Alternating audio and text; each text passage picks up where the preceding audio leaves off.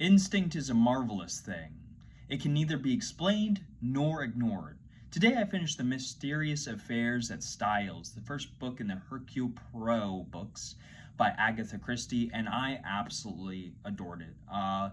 This book is obviously one of those ones where it's just made for me, right? Because I grew up on Scooby-Doo. I love detective stories. I love whodunits. I'm a huge fan of the Knives Out movies. I've seen all of them. I've seen the first and second one multiple times. I'm probably gonna watch the third one multiple times. I love shows about whodunits. I love The Residents. I love, Mayor Easttown.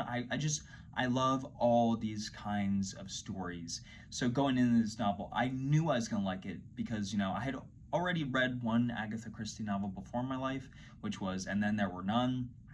Really enjoyed that. And just for some reason, just never read any of her other stories despite really liking this.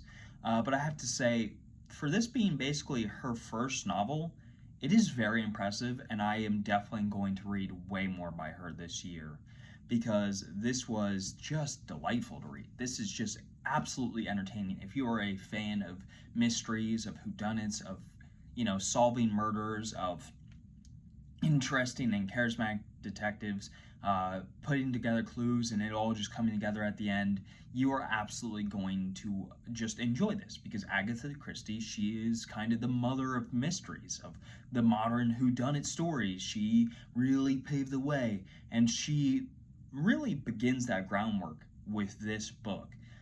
This is just a really incredibly enjoyable novel. The characters all feel very distinct from one another. I didn't feel like I was getting confused by who is who. I felt like each character had their own distinct personality traits, and that was really enjoyable. The prose is really solid.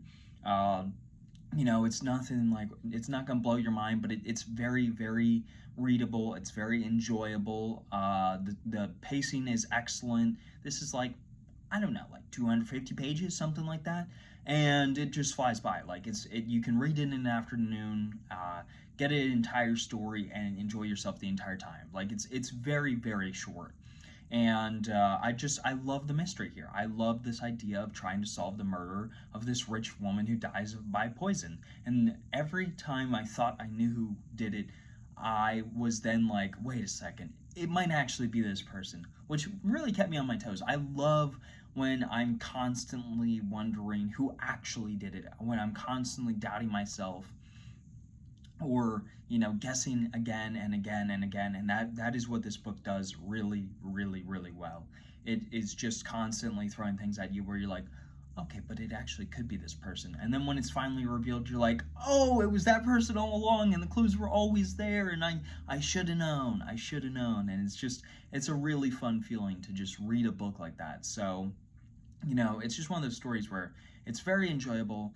It's something that I feel like these books are perfect for breaking up, larger stories. If you're reading something like a much larger series, like, Mount and Wheel Time or something like that, or more series heavy reads, like big classics or whatever. These are like the perfect, like, short novels to kind of throw in between. They're in and out adventure stories, they're in and out mysteries. You're gonna get, satisfying characters, satisfying conclusions, satisfying mystery, and by the end you're just gonna have enjoyed yourself. And that's really what I can say about this book, is that it's highly enjoyable. It's nothing that's gonna blow your socks off.